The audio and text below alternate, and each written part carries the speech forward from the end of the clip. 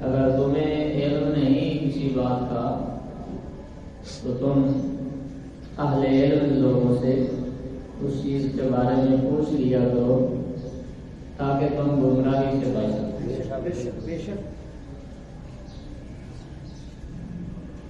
اللہ وحدہ لا شریک نے قرآن پاک میں متعدد مقامات پر فرمایا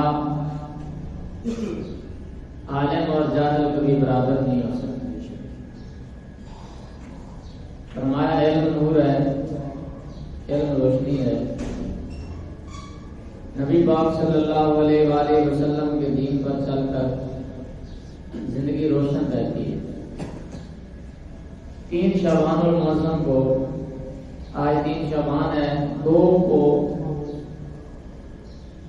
حضرت امام اعظم ابو حنیفہ رضی اللہ تعالی عنہ کا سے مبارک گزرا۔ معزز سامعین، آپ کا نام حضرت نعمان بن ثابت، آپ کے والد کا نام ثابت ہے، آپ کا نام نعمان ہے، اور آپ کے دادے کا نام بھی نعمان ہے۔ جب حضرت غوث پاک حضرت امام اعظم ابو حنیفہ پیدا ہوئے تو آپ کے دادا جان نے اٹھا کر حضرت علی کے پاس لے گئے، سبحان اللہ سبحان اللہ سبحان اللہ، اور کہا کہ اللہ نے مجھے پوتا دیا ہے تو اس کے لیے دعا کریں۔ تو حضرت علی نے آپ کی لمبی عمر کی اور آپ کے دین پر استقامت کی دعا فرمائی۔ جتنے بھی امام گزرے، امام بخاری ہو، امام مسلم ہو، ترمذی، نسائی، دیگر ائمہ، امام مالک ہے، امام احمد بن حنبل ہیں، امام شافعی ہیں، تمام میں سب سے پہلے اس بندے نے رسول اللہ صلی اللہ علیہ وآلہ وسلم کے دین کی خدمت کی ہے، فقہ پر کام کیا ہے۔ 80 ہجری سے لے کر 150 ہجری تک اس ہستی کا نام حضرت امام اعظم ابو حنیفہ رضی اللہ عنہ۔ ہم الحمدللہ فقہ حنفی میں داخل ہیں اور فقہ حنفی پر عمل کرنے والے لوگ، اور تقریباً 90% لوگ فقہ حنفی کو فالو کرتے ہیں، آپ کی تحقیق کو فالو کرتے ہیں۔ لیکن مین مسئلہ یہ کہا جاتا ہے کہ جب قرآن میں سارا کچھ ہے اور سارا کچھ حدیث میں ہے تو پھر ہم کسی امام کی تقلید کیوں کریں؟ ہم کیوں کسی امام کے پیچھے چلیں؟ جب اللہ نے قرآن میں اور حدیث میں ہر چیز ذکر کر دی ہے تو پھر ہم کسی امام کے پیچھے کیوں چلیں؟ ہمیں کیا ضرورت ہے کہ خواہ مخواہ کسی بندے کے پیچھے چل پڑیں؟ ہمارے پاس قرآن ہے اور ہمارے پاس حدیث ہے۔ یہ بات یاد رکھیں، ہر کسی انسان کے بس کی بات نہیں کہ وہ قرآن اور حدیث سے کسی مسئلے کو حل کر سکے، نہ ہی کسی انسان کے پاس اتنا وقت ہے کہ وہ لاکھوں حدیثوں کو سامنے رکھے اور پھر قرآن پاک کی آیتوں کو سامنے رکھے، پھر ان حدیثوں میں اپنا موقف اور اپنا مسئلہ نکالے، پھر قرآن پاک کی کسی آیت سے اس مسئلے کا استنباط کرے۔ یہ ہر کسی کے بس کی بات نہیں، کیونکہ قرآن کہتا ہے یضل بہ کثیرا ویہدی بہ کثیرا، اسی قرآن کو پڑھ کر بے شمار لوگ گمراہ ہو جاتے ہیں اور اسی قرآن کو پڑھ کر بے شمار لوگ ہدایت پا جاتے ہیں۔ کون لوگ گمراہ ہوتے ہیں؟ آپ نے گاڑی سیکھنی ہو تو اگر خود ہی آپ بیٹھ جائیں اور کہیں اسٹیئرنگ میرے ہاتھ میں ہے، سارا کچھ میرے سامنے ہے، یہ بریک ہے، یہ گیئر ہے، سارا کچھ لکھا ہوا ہے تو میں گاڑی چلا سکتا ہوں، میرے سامنے ہر چیز ہے، تو اس کا کیا نقصان ہوگا؟ آپ سمجھتے ہیں کہ گاڑی جب 20 کی سپیڈ سے بھی جائے گی 30-40 تو سمجھ لو کہ خطرے سے خالی نہیں ہے، اس لیے کہ وہ ڈرائیور تو ہے لیکن اس نے کوئی استاد نہیں بنا۔ اب نقصان کے علاوہ کوئی چیز، خسارے کے علاوہ کوئی چیز اس کے ہاتھ۔ ڈاکٹر بن رہے ہیں، آپ نے تھیوری پڑھ لی، پورا علم نالج آپ نے پڑھ لیا، میں MBBS پڑھ لیا، میرے پاس ڈگری ہے، آپ بیٹھ کر ڈاکٹر کہلا سکتے ہیں؟ جب تک کسی کے کسی فارمیسی میں کسی ڈاکٹر کی خدمت میں آپ کی سال نہیں گزار لیتے، جب تک پریکٹس نہیں کرتے اس وقت تک آپ کو ڈاکٹری کی ڈے بھی نہیں جائے گی۔ کسی طرح جب کوئی بھی شعبہ ہو، آپ نے جو ہے وہ حکمت کرنی ہے، یا آپ نے جناب علی کوئی وکالت کر لی ہے تو وکالت کا آپ نے کورس کر لیا اور 4 سالہ ڈگری آپ کے پاس آ گئی تو کوئی بندہ آپ کو وکیل نہیں کہے جب تک آپ کسی وکیل کے ہاں 2-4 سال لگا نہیں دیتے اور اس سے وہ علم حاصل نہیں کر لیتے تو کوئی بھی شعبہ ہو کسی شعبے میں بھی انجینئر آپ بن رہے ہیں تو جب تک کچھ سیکھیں گے نہیں کسی استاد کی زیر نگرانی نہیں رکھیں گے تاکہ اسٹور بھی چلانا ہو دکان بھی کھوکا بھی پان والا کھوکے پر بھی آپ نے کھڑے ہونا ہے تو ضروری یہ ہے کہ دیکھ لینے سے تو بندے کو علم حاصل ہو جاتا ہے کہ بس پان لانی ہے آیا چیز سودا پاؤ دے پان دیا نہیں جب تک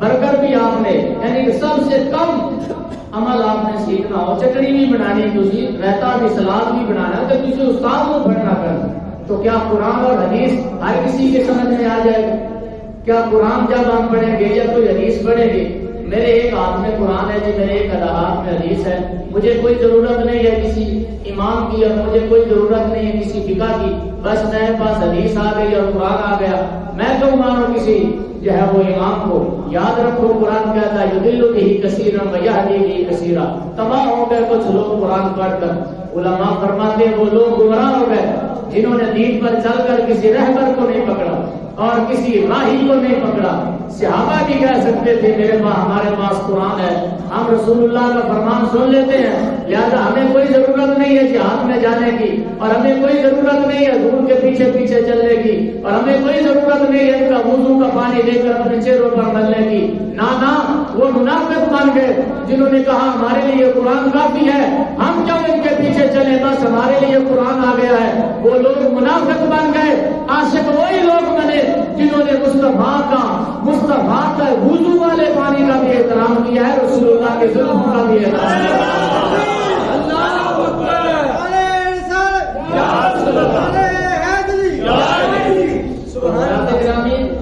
کسی استاد اور کسی رہبر کی تکلیف ضروری ہے اور اللہ فرماتا فاسألوا اہل ذکر سوال کرو اہل علم لوگوں سے جن کو اللہ نے علم دیا ہے جنہیں فراست دی ہے حضرت عمر بن خطاب جیسی ہستی جب کوئی مسئلہ آ جاتا تو فرماتے علی المرتضیٰ کو ہر انسان کو کوالٹی کے اعتبار سے اللہ نے ایک نرالی شان دی ہوتی مولا علی علم کے جو ہے وہ سمندر ہے علم کے جو ہے وہ دروازے ہیں باب مدینہ تو علم ہے حضرت عمر بن خطاب فرماتے جتنا علم اللہ پاک نے مولا علی کو دیا ہے فرماتے اس ان کو بلایا جائے امام حضرت ابو بکر صدیق ہوں حضرت عمر بن خطاب ہوں حضرت عمر کے زمانے میں جس ہستی کا نام چیف جسٹس تھا اس ہستی کو حضرت علی المرتضیٰ شریف سبحان اللہ سبحان اللہ سبحان اللہ اس لیے کہ اللہ نے انہیں علم عطا فرمایا فراست عطا فرمائی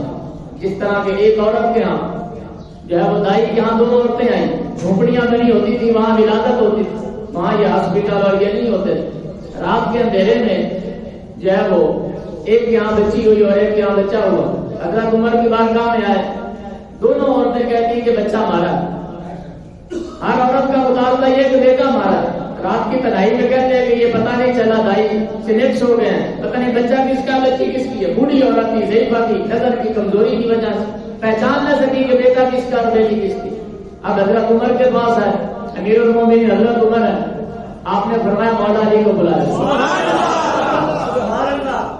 ہر ایک کو ایک اللہ شان نرالی دیتا حضرت علی کو بلایا گیا فرمایا آپ نے کہ دونوں عورتیں اپنا اپنا دودھ لے کر اور ان کو ناپا جائے تولا جائے اور فرمایا جس کا دودھ وزنی نکلے اس کا بیٹا ہے جس کا دودھ جو ہے وہ وزنی نہ ہو اس کی بیٹی ہے تو حضرت عمر نے پوچھا آپ نے کیسے یہ مسئلہ بس کیا یعنی قرآن سے مسائل کو نکالنا یہ فہم و فراست اللہ کی طرف سے عطا کرتا ہو ہر بندہ قرآن سے مسئلے نہیں اخذ کر سکتا ورنہ گمراہ ہو جاؤ گے بھٹک جاؤ گے اگر خود سیکھنے بیٹھ جاؤ گے کوئی استاد کو رہ کر کوئی امام کسی کی تکلیف کسی کے پیچھے نہیں کھڑے ہو گے تو گمراہ ہو جاؤ گے جیسے آج کئی لوگ گمراہ ہو گئے حضرات گرامی حضرت علی المرتضیٰ نے فرمایا میں نے چوتھا پارہ پڑھا ہے جہاں اللہ نے وراثت کے حصے تقسیم کیے ہیں وہاں بیٹے کے 2 حصے اللہ نے رکھے ہیں دنیا اور بیٹی کا 1 حصہ رکھا ہے رب نے ماں کے پیٹ میں بھی وہ تاثیر رکھی ہے اور ماں کے دودھ میں بھی وہ تاثیر رکھی ہے جب بچے کا بیٹا دودھ پیتا ہے تو کوانٹٹی کے اعتبار سے وزن کے اعتبار سے اس میں جو طاقت ہوتی ہے وہ دگنا ہوتی ہوتی ہے اور جو بیٹی ہوتی ہے اس کا دودھ ہلکا ہوتا ہے اور بیٹے والا دودھ اللہ گاڑا پیدا کرتا ہے. فرمایا میں نے یہ کہیں سے نہیں سیکھا, یہ فیضان ہے محمد عربی کے آستانے کا کہ میں ہر مسئلہ اللہ کے فضل سے قرآن سے سبحان اللہ.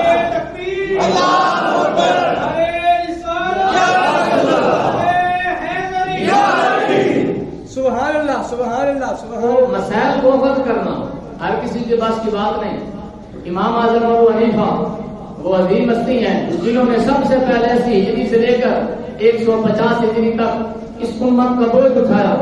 راتوں کو آپ نے ساری رات اللہ کی عبادت میں بسر, سارا دن قرآن اور حدیث سے مسائل کو حل کیا. کروڑوں مسئلے قرآن اور حدیث سے حل کیے. بے شمار ایسی چیزیں ہیں جو قرآن اور حدیث میں پوشیدہ ہے, ہر کسی کے پاس کی بات نہیں کہ وہ فقہ کا علم حاصل کرے. لیکن حضرت امام اعظم ابو حنیفہ اللہ ان پر کروڑوں رحمتیں نازل فرمائے, جن کی پیشین گوئی میرے سرکار نے دی تھی. حضرت سلمان فارسی بیٹھے ہوئے تھے, حضرت ابو ہریرہ سوال کرنے لگے, یا رسول اللہ جب آپ بھی اور ہم بھی تشریف لے جائیں گے, دنیا سے چلے جائیں گے, دین کا کیا بنے؟ بخاری شریف کی روایت ہے, سرکار خاموش رہے. جب تیسری مرتبہ یہ سوال کیا گیا, سامنے حضرت سلمان فارسی جہاں فارس سے تشریف لائے تھے وہ بیٹھے ہوئے تھے. فرمایا اگر میرا دین سورجا آسمان پر ستارے 7 ستارے ہیں جنہیں سورجا کہا جاتا ہے, فرمایا کہ 7ویں آسمان پر بھی میرا دین چلا گیا. فرمایا فارس سے اس سلمان فارسی کی نسل سے ایک اللہ میری امت میں نوجوان پیدا کرے گا. اگر میرے دین کی جزیات کسی کی سمجھ میں نہ آئی اور اتنا دور دین ہو گیا کہ سورجا ستارے پر بھی چلا گیا, رب نے فارس کے آدمی کو جو سلمان کی نسل سے ہوگا اللہ نے اس کو منتخب فرما لیا ہے. میرا دین اگر فارس کی اور سوریا کی چوٹیوں میں بھی چلا جائے گا, وہ نوجوان وہاں سے بھی میرے دین کو لا کر میری امت کے لیے آسانیاں پیدا جلال الدین سیوطی فرماتے ہیں وہ کوئی اور بندہ نہیں, اس ہستی کا نام حضرت امام اعظم ابو حنیفہ. ہم الحمدللہ جتنے بھی اہل سنت و جماعت ہیں امام اعظم ابو حنیفہ کو فالو کرنے والے لوگ, آپ کی تحقیق کو ماننے والے لوگ ہیں. ہم آپ کی تحقیق کو کیوں نہ مانے. داتا گنج بخش علی جویری فرماتے ہیں جب بھی مجھے کوئی مسئلہ ہوتا کشف المحجوب میں موجود ہے, میں حضرت بلال حبشی کی قبر پہ چلا جاتا. میں پیدل سفر کر کے حضرت بلال حبشی کی قبر پر جاتا, اللہ میری مشکل کو حل کرتا.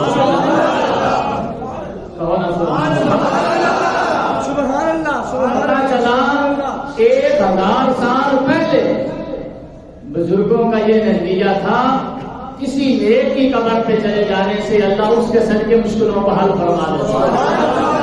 کوئی اجزا مسئلہ نہیں, بڑا پرانا مسئلہ. 1000 سال پہلے داتا علی اجمیری پیدل حضرت بلال حبشی کی قبر کتنے ملک شام میں, افغانستان سے چلتے اور ملک شام پیدل چلتے, کئی مہینے کا سفر کر کے. آپ فرماتے پہلی بات تو یہ ہے میری جب بھی کوئی روحانی منظر رک جاتی میں پیدل سفر شروع کر دیتا. بلال حبشی کے مزاج کی برکت سے اللہ میری ہر مشکل کو حل فرماتا ہے. جو لوگ کہتے ہیں علی مشکل کشا نہیں ہے, علی مشکل کشا نہیں ہے, علی مشکل کشائی نہیں کرتا, کہنے سے بندہ مشرک ہو جاتا ہے.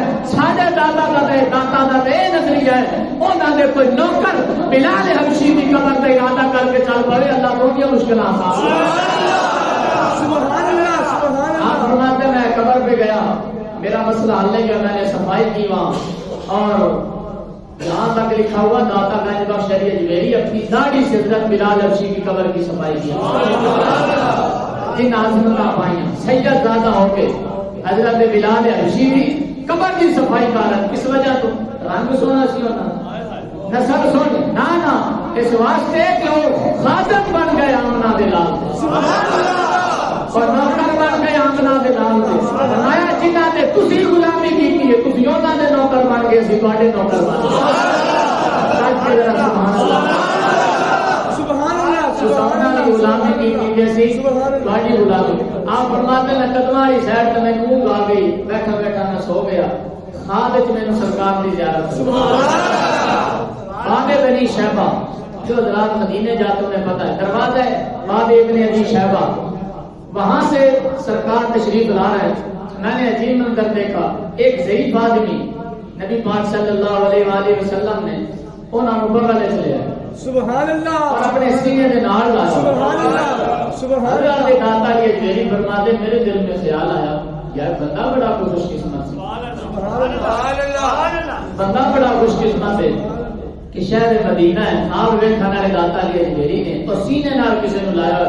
آپ فرماتے ہیں میں نیڑے گیا اور جا کے سرکار کی قدم بوسی کی تھی اور سرکار خود ہی فرمان لگے علی بن عثمان بیٹا لگتا ہے تم پریشان ہو کہ یہ بندہ کون ہے. سبحان اللہ خود ہی سرکار نے جو ہے وہ بیان فرمایا. اب سرکار فرمانے لگے یہ تیرا بھی امام ہے اور میری ساری امت کا امام ہے. اس کا نام نعمان بن ثابت ہے. یہ ثابت کا بیٹا نعمان ہے. آپ فرماتے ہیں جب میری جو ہے وہ آنکھ کھلی اس دن سے لے کر مرتے دم تک داتا نیت میری فرماتے ہیں اس امت کا اگر کوئی امام اعظم ہے تو حضرت امام اعظم ابو حنیفہ رضی اللہ عنہ.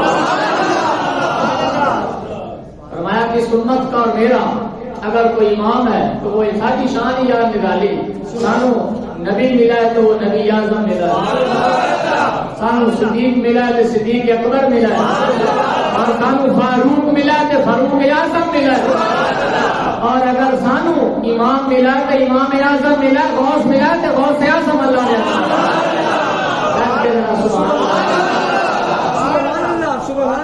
تو یہ تقلید کرنا کسی امام کے پیچھے چلنا یہ شرک نہیں جی. ہم امام بخاری کی روایت کو مانیں امام مسلم کی روایت کو مانیں گے. امام مسلم کون ہے؟ امام بخاری کون ہے؟ یہ بھی امام شافعی کا مقلد ہے. نہیں سمجھ آئی گا. سبحان اللہ سبحان اللہ امام شافعی کا مقلد ہے حضرت امام بخاری. کہتے ہیں کہڑی تحقیق امام شافعی کی جو بھی ساری تحقیق وہی ساری بھی وہی تحقیق ہے.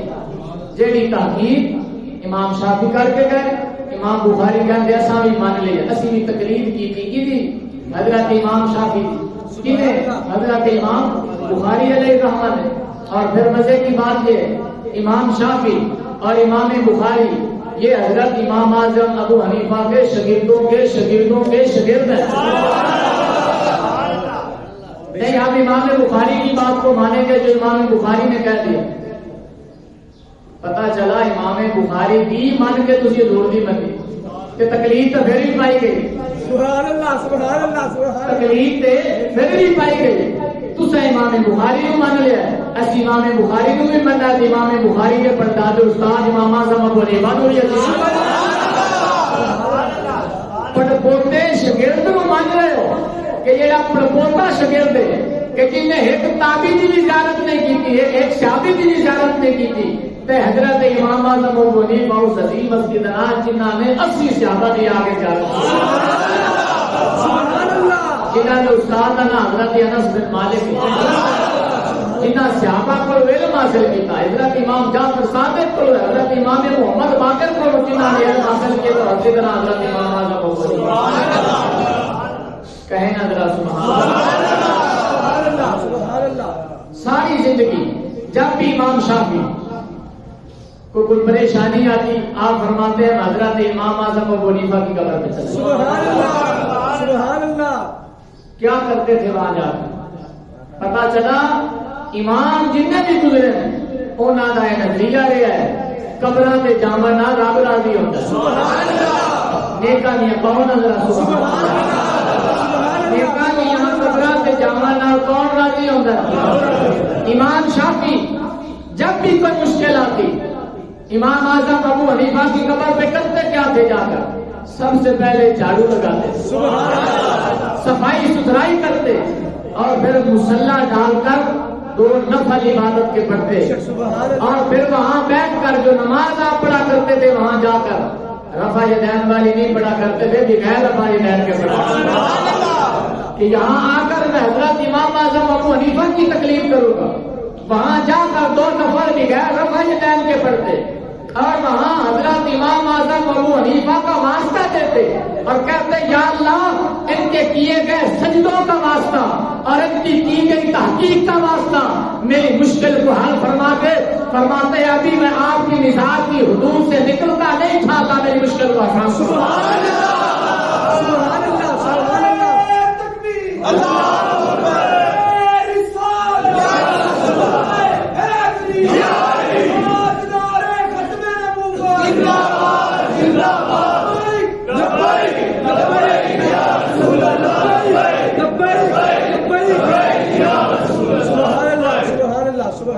اللہ کا شکر ادا کرتے ہیں کہ امام اعظم ابو حنیفہ کا الحمدللہ مقلد ہے، اور فرمایا قیامت والے دن تمام میری امت کے لوگ حضور پاک فرماتے ہیں اپنے ایک قائد کے پیچھے اٹھیں گے، اور قرآن میں موجود ہے ہر بندہ اپنے امام کے ساتھ اٹھایا جائے گا، ہر بندہ۔ حضرت قمر الدین سیالوی کے پاس ایک مولوی آیا، کہنے لگا میں تو امام اعظم ابو حنیفہ کو نہیں ماننا۔ کہ آپ نے فرمایا کیوں نہیں مننا ہے؟ کہتا ساری یہ مسجد کا امام ہے، انہوں نے کہا کہ امام اعظم ابو حنیفہ کو نہیں مننا چاہیے۔ آپ نے فرمایا پھر تیری عقل سے میں معلوم نہ کرا کہ تو 13ویں صدی والے مولوی کی گل مان لے، امام اعظم ابو حنیفہ کی گل منانے تے وہ پیڑ پہ۔ فرمایا صرف تم میں اور ہم میں فرق یہ ہے تسا آدھے مولوی بھی تو منتے ہو اور کہتے ہو ساڈے مولوی نے آخا ہے کہ قرآن کے حدیث سے بس عمل کرنا چاہیے، کسی امام کے پیچھے نہ چلو۔ فرمایا تو 14ویں صدی والے مسلی کی گل پہ من لئیے، اسعودی گل بنیے جن نے 55 سال پیدل چل کے اللہ کے گھر پہ جا کے طواف بھی کیتا ہے، اللہ کے گھر کی جا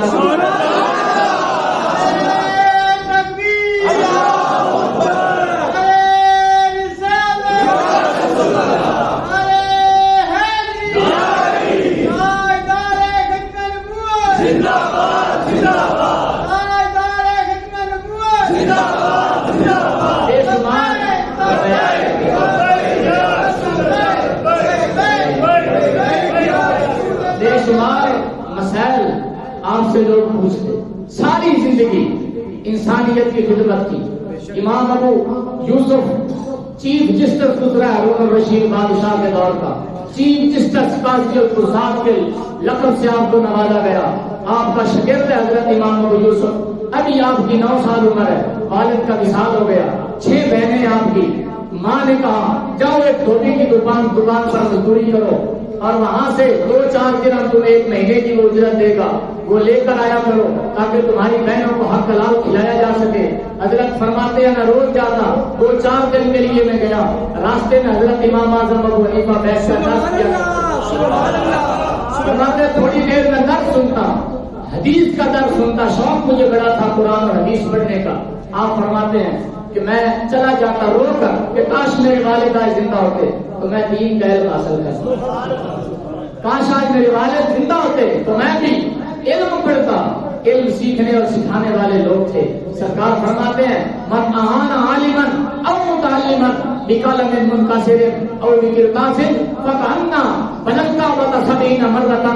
سرکار ارشاد فرماتے ہیں من اعان عالما، جس بندے نے کسی عالم کی مدد کی یا کسی دین پڑھنے والے کی مدد کی، بقلم منکسر، صرف اتنی خدمت کی ایک ٹوٹا ہوا قلم ہی کسی طالب علم کو دے دیا، اتنی خدمت کر دی کسی عالم اور طالب علم کی دین پڑھنے اور سیکھنے والے کی کہ ٹوٹا ہوا بقلم منکسر، ٹوٹا ہوا قلم دے دیا، بقلم بقرطاس، یا پھر ایک صفحہ ہی اس کو دے دیا کہ یہ تو دین اس پر لکھ لینا۔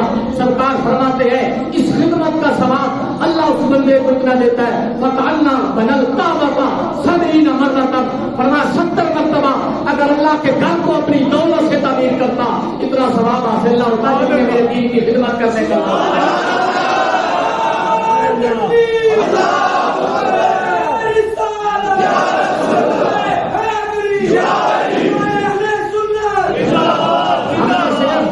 پیروں کی کرامتیں تو سنی ہے، اس لیے آج آستانے آباد ہے، اس لیے آج قوالی کی محفل تو آباد ہے۔ اگر کوئی وقت کا داڑھی منڈا آ کے لاگ کر کے چلا جائے 80 ہزار لاکھ روپیہ ایڈوانس ہوتا ہے، اور آلما بھی کہ دینداراں دی اسی خدمت چھڑ دیتی۔ آج استانے تے قبراں تے ماربل تے لگے، آج مدرسہ دے تنخواہاں دینداراں نے پوریاں نہیں ہوندیاں۔ حضرات گرامی اس امت تے سوال نہ آئے تے کی آوے، ایک قرآن پڑھاون والے نوں 500 مہینے دا دتا جائے اور کہے مولوی صاحب چلے جاؤ کہ وقت کا ٹیچر آئے ان 65 ہزار لاکھ لاکھ روپیہ ان فیساں دیا جائے پھر بندہ تبصرہ کرے دین پہ نہ تبصرہ کرنا ہے دین پہ پہلے اپنی اولاد کو عالم بنا پہلے دین میں اپنے قرآن میں اپنے ساری زندگی کو نافذ کر اور اپنی اشاریاں پہ اسلام نافذ کر اپنی اولاداں پہ اسلام نافذ کر پھر بھی صحابہ جی کے شان نہیں سی جانا دے کے بھی کہتے سنا صاحب اسلام کو کچھ بھی نہیں دیتا سارا کچھ سانو سلام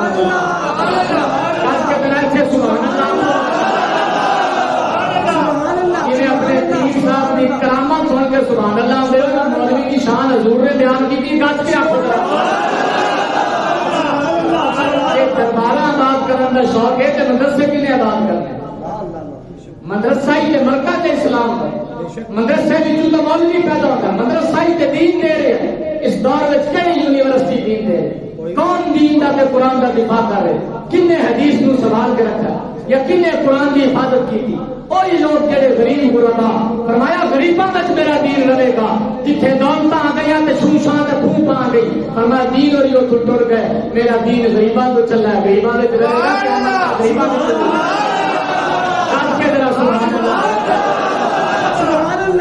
غریب طالب علم امام ابو یوسف 9 سال عمر امام اعظم ابو حنیفہ نے دیکھا آپ بڑے مالدار تھے رئیس آدمی تاجر آدمی تھے حق حلال کمانے والے آدمی تھے حق حلال کماون دا عالم آپ کا ایک شراکت دار سے جڑے مل کے آپ کاروبار کرتے تھے ایک دن انہوں نے اپنا سودا بیچا اور گندم دا عیب نہ دسا کہ اس گندم دے وچ فلاں عیب ہے آپ کو پتا چلا لکھاں درہم آپ نے فرمایا میں ایک درہم یا نظام کے خرچ نہیں کرا سارے غریباں میں تقسیم کر دیا سبحان اللہ حرام کرے سشان اللہ سبحان اللہ اگر کسی کو قرض لینا ہوتا ان دے گھر جا کے سن قرض لینا واسطے ان دے درخت کے تھلے بھی نہیں سی بیٹھتے ان دے دیوار کے سائے کے تھلے بھی نہیں سی کھڑے ہوتے کہ کسی کو قرض لینا ہوئے کہ اے جڑی دیوار ہے اے دے سائے کو اگر میں نفع لے لیا تے قرضے دے اوپر نفع لینا مسعود ہو جاتا ہے تقوی دا عالم تقوی دا عالم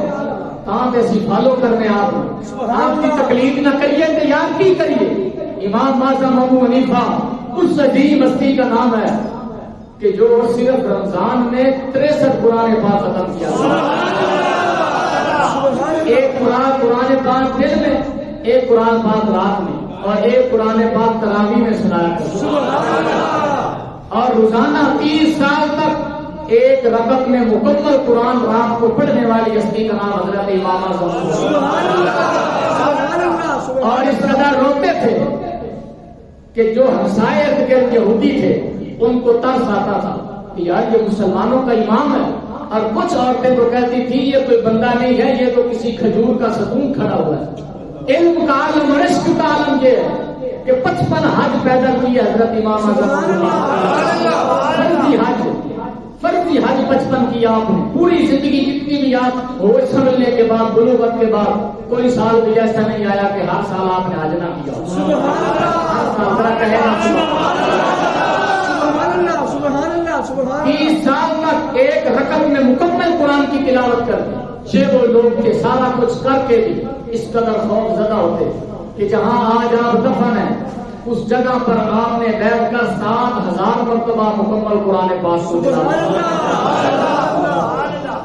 بس کوئی کہنا نہیں اسی نے کسی امام کو منتے پتا نہیں جی گل کہنا تھی کتنے گناہگار ہو گئے اج اگر ڈرائیوری سیکھنی ہوئے کہ آدھی مرضی نال تو نہیں سیکھ سکتا تینوں گڈی دا تے سائیکل دا وان استاد کو بغیر نہیں آتا صرف قرآن و حدیث ہی ایسی کتاب آ گئی ہے کہ جڑی بغیر کسی استاد کو سمجھ آ جائے گی نہ اینو سیکھنا ہے سمجھنا ہے تے داتا علی اجمیری جیسے عظیم مفکر دا کو دامن پکڑنا پڑے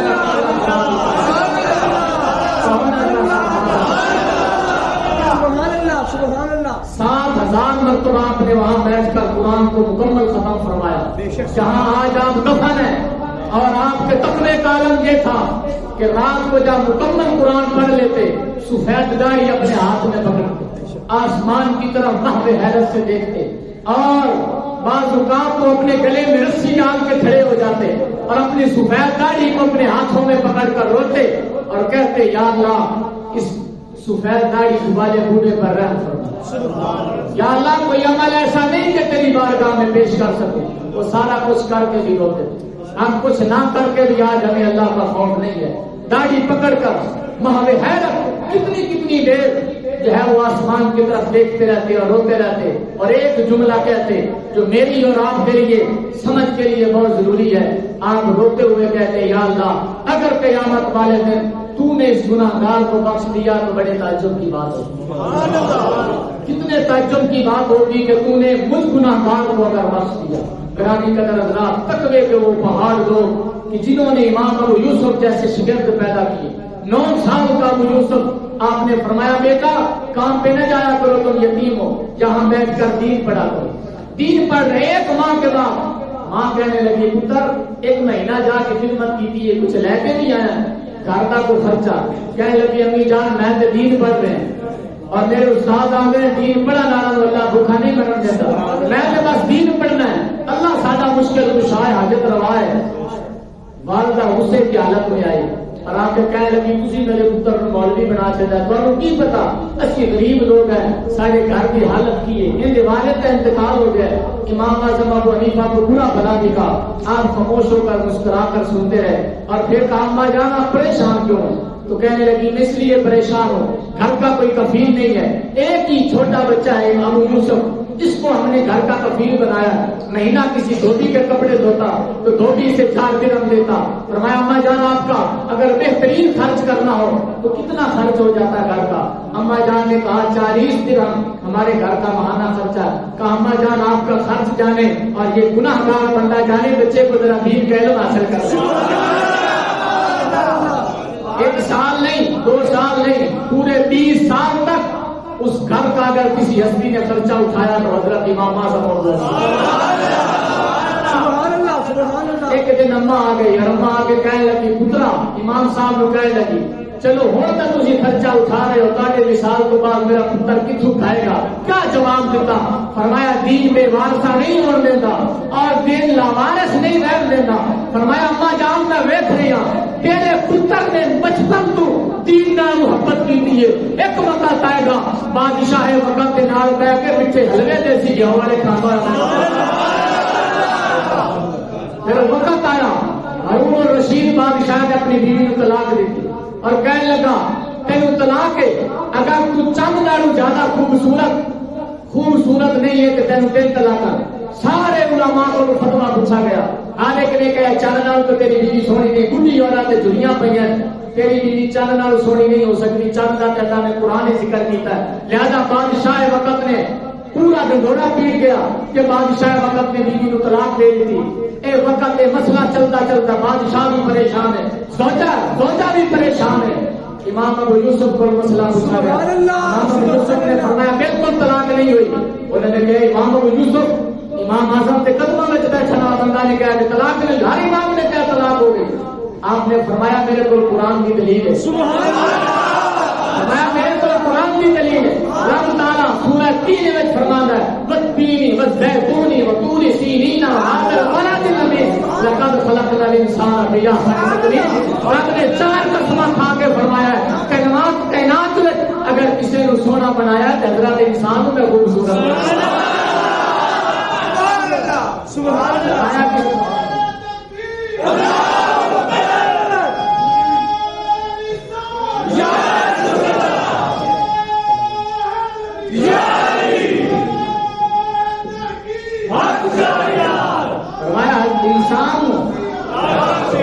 انسان کو سب سے خوبصورت اللہ قرآن میں 4 قسمیں اٹھا کر کہتا ہے اے انسان اپنے آپ کو پہچان کائنات میں تیرا سونا میں کسی نے بھی نہیں بنایا جنہوں نے تیرا خوبصورت فرمایا. چاندوں اللہ نے سونا نہیں آتا انسان کو رب تعالیٰ نے سونا آتا ہے.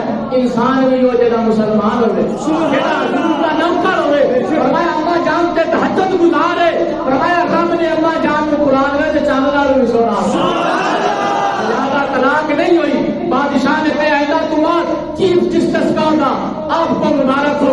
آپ وقت کے قاضیوں کو ذات ہے اپنے سکیت پہ بٹھایا.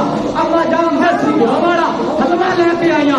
ابو یوسف نے سامنے جتوایا کہ سارا بچپن والی تنگیاں یاد آئیاں. ٹی وی کا زمانہ یاد آیا. پھر استاد کی دیتی ہے بشارت یاد آئی. دیسی گھی گجیا حلوا بھی کھا رہے سن، اکھاں وچوں آنسو بھی سن، اور کہہ رہے سن سلام ہوے امام اعظم تیری بصیرت تے تو صحیح کہیا سی، دین تسی پڑھ کے چلا جانا، رب تعالیٰ تانوں بھی عزت دے گا، تہاڈی نسل کج کے ذرا سبحان اللہ۔ یہ وہ لوگ نے جنہوں نے دین کو اپنا سارا کچھ قربان کیتا۔ امام اعظم ابو حنیفہ کو بادشاہ وقت منصور نے کہا آپ چیف جسٹس کو نہ سنبھالے، فرمایا اتنے بیٹھا ہوا اگر ظالم ہوئے، اتنے بیٹھا ہوا بادشاہ ظالم ہوئے، تھلے بیٹھے ہوا کوئی انصاف کی امید نہ رکھنا، فرمایا تسی سارے غدار ہو، میں کبھی بھی چیف جسٹس کا قبول نہیں کرا گا۔ انہیں کہا امام اعظم ابو حنیفہ کو جیل میں چھوڑ دیو، جیل میں چھوٹا گیا۔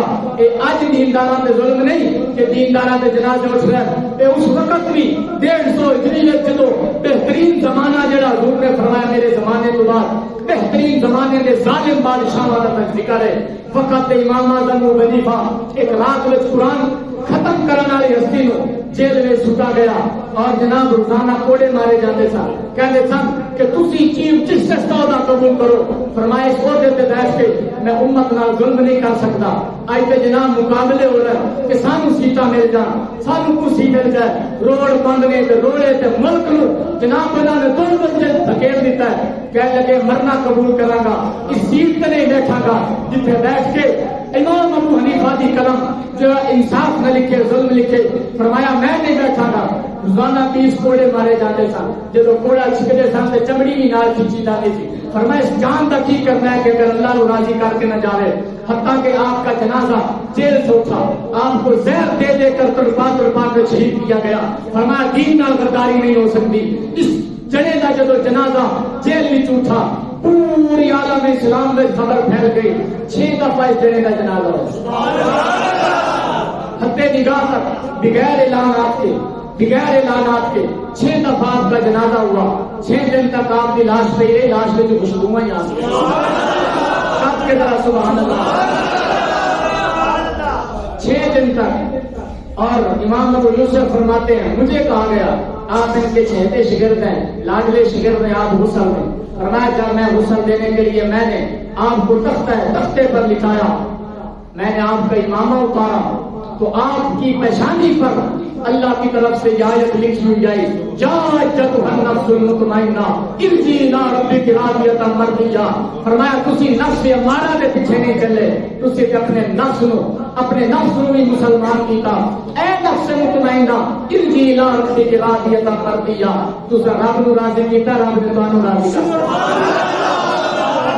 جب میں نے آپ کا قمیض اتارا، آپ کے دائیں بازو پر یہ آیت لکھی ہوئی آئی، ادخلوا الجنۃ بما کنتم تعملون، فرمایا ہن جنت میں داخل ہو جا، تسی زندگی دے وچ بڑے سونے کام کر کے، فرمایا بائیں ہاتھ پر یہ آیت لکھی ہوئی ظاہر ہوئی، انا لا نضیع اجر من احسن عملا، فرمایا کائنات والے جڑا سونا کام کر کے جاوے سورے اجر ضائع نہیں کرتے، دنیا میں تو نشانات آ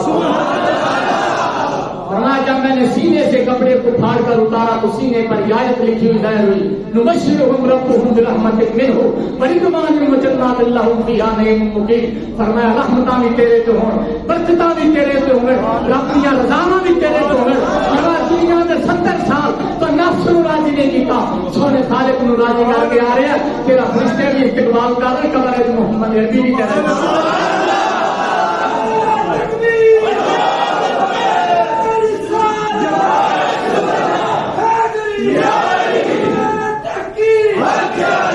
آپ نے بے شمار مسائل اخذ کیے، جو میں اور آپ قرآن اور حدیث سے نہیں ڈھونڈ سکتے، ہر مسئلے کا آپ نے حل بتایا، بہت بڑا مسئلہ کھڑا ہوا، کچھ محدثین آئے کہنے لگے ہم نے امام کے پیچھے قرات کر دی، لہذا حدیث پاک میں موجود ہے لا صلاۃ الا بفاتحۃ الکتاب، سورہ فاتحہ نہ پڑھی جائے تو نماز نہیں ہوتی، تو لہذا امام کے پیچھے بھی ہم نے قرات کرنی ہے، جس طرح کہ آج کل لوگ جناب امام اپنی پڑھ رہے ہیں سورہ فاتحہ، وہ اپنی فاتحہ میں چھپے کھڑے ہوتے ہیں کہ امام اپنی پڑھ رہے ہیں، قرات کر رہے ہیں، اپنی الحمد شریف پڑھ رہا ہے کہ سائدے مولوی نے تو کہ ہے کہ سورہ فاتحہ پڑھنی امام کے پیچھے.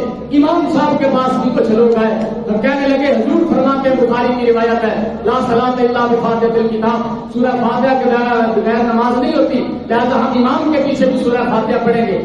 آپ نے فرمایا ٹھیک ہے, اگر میں بھی تمہیں ایک حدیث سناؤں. آپ نے بھی حدیث سنائی کہ نبی پاک صلی اللہ علیہ وآلہ وسلم نے فرمایا قرات الامام لہو قرات, کہ امام کی قرات مقتدی کی قرات ہوتی ہے. جو امام قرات کرتے تمہیں کرنے کی ضرورت نہیں ہے. مسئلہ پیدا ہو گیا, کہنے لگے ساڈے کو بھی حدیث ہے, تواڈے کو بھی حدیث ہے, مسئلہ بھی چونکی نہ کریے. آپ نے فرمایا تسی اگر ہر بندہ بولو گے تو مناظرہ نہیں ہوئے گا. ایک آدھا بندہ مناظر منتخب کر لو. ایک مناظر منتخب کیتا گیا.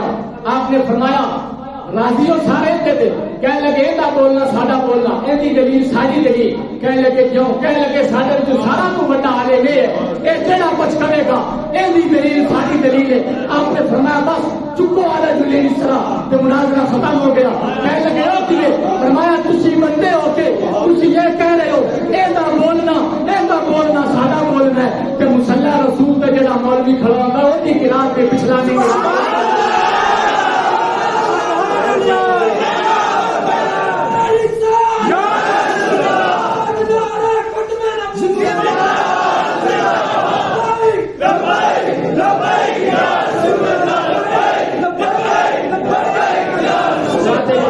امام اعظم ابو حنیفہ 3 شعبان المعظم کو آج برس مبارک ہے. آج بھی جہاں مصطفیٰ نے 7000 مرتبہ جگہ پر آپ نے خود قرآن پاک تلاوت. یہ لوگ اسلام کے خادم رہے, انہوں نے اسلام کی خدمت کی, اس لیے آج 15ویں صدی میں بھی منبر رسول پر نستیوں کا ذکر ہو رہا ہے. اس لیے ان کو عام نہ سمجھنا. آج بھی آپ مدینے جائیں, مسجد نبوی کے جناب ستونات ہوتے, آج بھی 4 اماموں کا نام لے کر سارا تو پہلے امام کا نام امام اعظم ابو حنیفہ. آج بھی اگر حرمین شریفین میں فتویٰ دیا جاتا ہے تو فقہ حنبلی پر فتویٰ دیا جاتا ہے. وہ لکھنے پر مجبور ہے کہ ہم امام احمد بن حنبل کی تقلید کرنے والے لوگ ہیں. مٹھی پر لوگوں کے علاوہ پورے عرب میں آج بھی اگر کسی امام کی تقلید کی جاتی ہے تو امام احمد بن حنبل کی فقہ کی تقلید کی جاتی ہے. لہذا کسی امام کو مانے کے بغیر خود بخود ہی اگر چلو گے تو گمراہ ہونے کا خطرہ ہے, کیونکہ قرآن کے اندر جدی ہی کثیرہ مجاہدی ہی کثیرہ, بے شمار قرآن پڑھ کے گمراہ ہو گیا تو بے شمار قرآن پڑھ کے ہدایت پا گیا. لہذا اس جماعت میں کھڑے ہو جاؤ جس جماعت کے امام اعظم ابو حنیفہ نے, جس جماعت کے داتا گنج بخش کی جیری نے, جس جماعت کے جس لین کے بابا فرید الدین اس لین میں کھڑوتے ہو جاؤ. انشاءاللہ العزیز ایک سیدھا راہ جنت والا جانا ہے. اس سے پیچھے چل پاؤ, انشاءاللہ العزیز رب تعالیٰ سیدھی راہ جنت والی راہ عطا فرمائے گا.